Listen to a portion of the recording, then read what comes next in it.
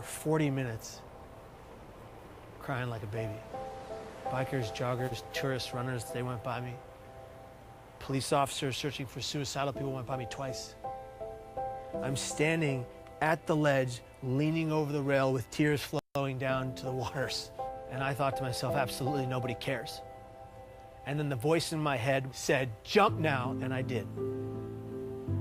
And the millisecond that my hands cleared the rail and my legs flew over it was an instant regret. The depression was wiped from my mind, and all I wanted to do was live, and I thought it's too late. Kevin Hines was 19 when he jumped off the Golden Gate Bridge. He is one of the many incredible people that I've been grateful to meet over the past 3 weeks as I aim to further understand the complexities surrounding suicide. And I know I've made mistakes. I know I've let people down. But what happens when you're given an opportunity to help make a difference in the world? The backlash against the social media star. A very popular guy called Logan Paul is in some hot I think water. He's a complete and utter insensitive idiot. Taking a break from daily vlogging. Even he says his latest content was his biggest mistake. I want to apologize to the victim and his family. It's time to learn from the past as they get better and grow as a human being. I'm here to have a hard conversation so that those who are suffering can have easier ones. So I've never been so humbled in my life by a single event. Were you kind of shocked by it? I was shocked to discover just how big this is. You've never known anybody that killed themselves?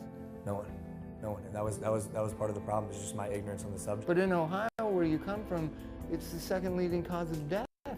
And I know while I'm not able to solve the problem by myself, I want to be a part of the solution.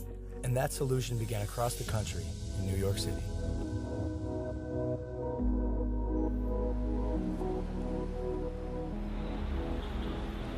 We sat down with Dr. John Draper, director of the National Suicide Prevention Lifeline.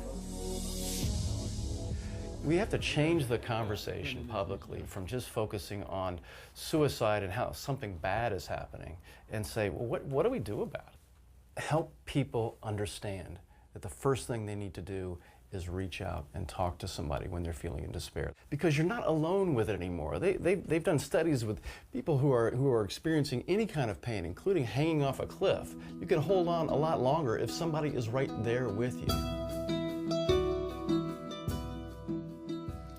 I think as a society, as human beings, we just have to be more compassionate. And that includes me too. That's something I'm learning along this journey. And something else that Dr. Draper told me were the 5 steps that anyone can take to help prevent suicide. Step 1 is simply just ask. Ask yourself, ask others, are you thinking about suicide? And I know that sounds like a daunting question, but literally that question can save lives. And step 2, accordingly, would be just to listen.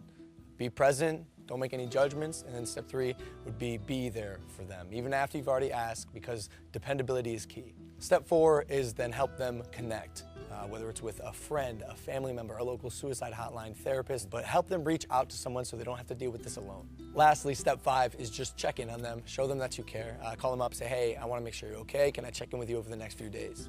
So one of the things that is so important about reducing stigma is getting stories out there about people positively coping with suicide. Do you guys know anyone I could talk to with the lived experience of suicide? Absolutely. We have quite a number of people that we could refer over to. Yeah. That'd be great. Yeah. And that's how we got introduced to Kevin Hines. 17 years ago, Kevin jumped off of the Golden Gate Bridge and survived. These are individuals whose stories, when people hear them, they say, you know, maybe I can get through. As opposed to hearing stories when people haven't. And those are, unfortunately, those are the stories that we've heard before. Now we're hearing more and more stories of people being more open about it. And as I was saying before, Logan, for every 1 person that dies by suicide, there's 287 other people that think seriously about it but don't. Those are stories, again, that have not been told. If we told those stories of people who got through it as opposed to one who didn't, imagine what kind of influence that would have on people's behavior. When I found out that 1 in 6 high school kids seriously think about suicide, that's stunning. Yeah. This is such a common problem. Logan, all I wanted was for one person to look me in my eyes, say, hey kid, are you okay? I am so grateful to be alive. And I'm grateful today for every millisecond I get to breathe. Because it was almost all ripped from me by me. What's one thing you would have said to your younger self? To the Kevin who was 19, sitting on the bus, if you were next to you, and instead of the guy who pointed and laughed, what would you say? I would just put my hand on the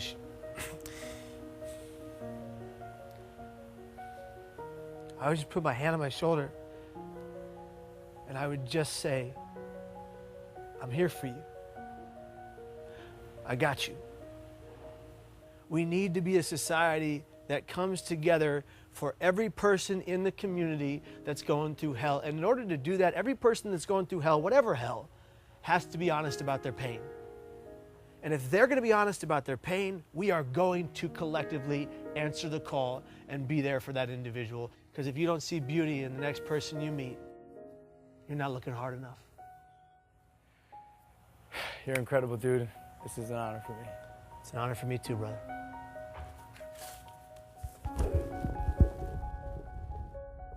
From this point on, I want to make an effort to contribute and immerse myself in the conversation, so I'm pledging to donate $1 million to various suicide prevention organizations, with the first $250,000 going immediately to the National Suicide Prevention Lifeline so they can increase their capacity to help those in need.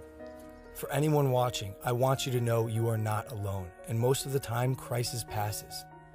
So if you or anyone you know feels alone or trapped, I encourage anyone to call or even text the suicide or crisis hotline. Both of those numbers are below, and although this is a tough conversation, it's important because things can and will get better. It's time to start a new chapter in my life as I continue to educate both myself and others on suicide. I'm humbled and thankful to say, this is just the beginning.